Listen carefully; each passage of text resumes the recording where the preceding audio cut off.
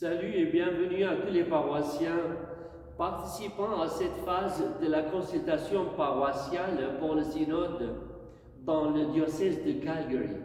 Je suis heureux d'adopter pour vous un résumé d'une présentation de Monseigneur William McGrattan, notre évêque de Calgary, sur cette phase initiale, et nous tenons à vous remercier pour votre participation active et votre volonté d'y prendre part. Voici un très bref aperçu à vous donner quelques explications et à vous orienter quant à l'importance et au but de ce synode et ainsi en ce qui concerne votre participation. Le Saint-Père le Pape François a invité l'Église à participer à ce synode sur la synodalité. C'est une façon de découvrir qu'en tant qu'Église, nous devons être en communion et que nous devons participer activement à la vie de notre foi et de l'Église. Et ce faisant, découvrir que nous faisons partie d'une mission plus large.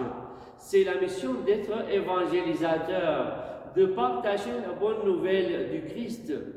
Ce synode sur la synodalité a donc commencé en septembre 2021 et se terminera en octobre 2023. À l'heure actuelle, la phase dans laquelle nous nous trouvons a son importance spécifique.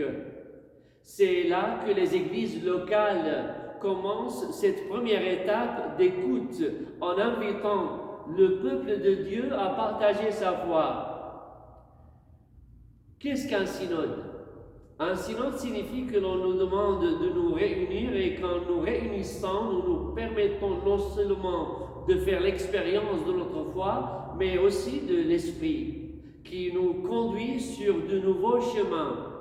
C'est l'espoir du pape François que nous découvrions le chemin sur lequel nous sommes invités par l'Esprit Saint.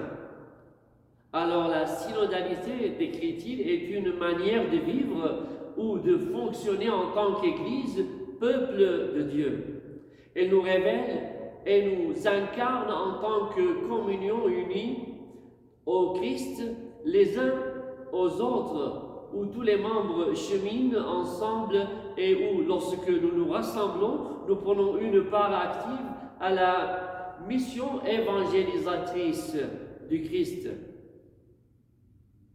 Mais si vous regardez notre diocèse local, nous devrions donc être surpris qu'au cours de cette phase d'écoute, certains d'entre nous en viennent à apprécier davantage le fait que l'Église est réellement du côté synodal dans sa structure même et dans le mandat qu'elle nous a confié par le Christ. Alors nous devons parfois créer des structures afin de permettre au ministère d'être efficace et à l'évêque de continuer à permettre à la mission d'évangélisation de se poursuivre dans le diocèse local. Certaines structures sont nécessaires dans ce cas-là. La synodalité pour nous, je crois, et l'expérience des comités, des conseils, elle est également comprise et vécue dans les domaines dans lesquels nous nous demandons. Et nous demandons à des personnes compétentes de s'impliquer, que ce soit dans le ministère pastoral ou dans l'action sociale. C'est ainsi que nous pouvons visionner un certain tableau qui tente simplement de montrer, d'identifier un grand nombre d'activités et les façons dont les églises et l'Église universelle est convoquée pour se réunir afin de permettre à notre foi d'être vécue, mais aussi pour que notre foi soit mise en action dans le cadre de l'extension des missions et de l'action sociale à l'aide de ceux qui sont dans le besoin. Toutes ces activités auxquelles certains d'entre vous ont participé vraiment s'inscrivent dans le cadre du diocèse tout entier. Si nous regardons la paroisse, il existe également une structure synodale. Le pasteur s'appuie sur le conseil paroissial, le comité des finances, les ministères laïcs et d'autres groupes de travail qui se réunissent pour permettre à la vie de la paroisse d'être en un sens animé non seulement par le pasteur, mais aussi par les diacres, le personnel paroissial et de nombreux laïcs qui s'engagent à construire la foi des autres, à permettre aux autres de faire l'expérience du don des sacrements et ce qui est tout aussi important, à notre capacité à tendre la main à ceux qui sont dans le besoin. Ainsi, chacune de nos paroisses devrait avoir certains contours et certaines façons dont la synodalité s'exprime déjà.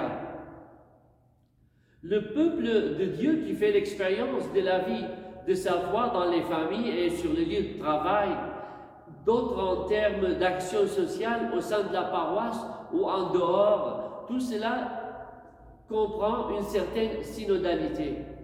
Et puis, il y a les pasteurs ou ceux qui sont impliqués dans la gouvernance et qui sont parfois partagés avec les laïcs, les diacres et les laïcs. Mais il doit y avoir des opportunités dans lesquelles la voix du peuple de Dieu se croise avec ceux qui sont appelés à répondre pour diriger la paroisse. Nous parlons donc de structures telles que le conseil paroissial, comme on a dit, et le comité de finances, et il pourrait y avoir bien d'autres. Les paroisses peuvent avoir un conseil pour les jeunes, un conseil pour les moins jeunes, les personnes âgées. Cela ne nous empêche pas de réaliser que pour permettre au discernement synodal d'être efficace dans une paroisse, nous devons parfois créer des structures et cela peut être différent dans chacune de vos paroisses. Je conclus en disant ce que le pape François a dit, le but du synode, c'est donc la consultation. Ce n'est pas de produire des documents, mais en fait, c'est de planter des rêves et des espoirs pour faire naître de nouvelles façons de voir les choses, des prophéties et des visions. Il doit permettre à notre espérance et à notre conviction dans le Christ de s'épanouir. Il devrait, ce synode, inspirer la confiance et pour certains permettre de penser des blessures ou peut-être de tisser de nouvelles relations avec des paroissiens que nous n'avions jamais rencontrés auparavant.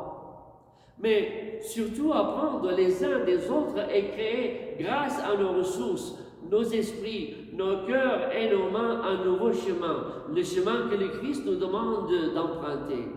C'est l'espoir du Saint-Père le Pape François et je me fais également l'écho de cet espoir avec son Excellence l'évêque McGrattan et de ce désir pour ce processus synodal dans le diocèse de Calgary, à partir aussi de notre paroisse Sainte Famille. Merci.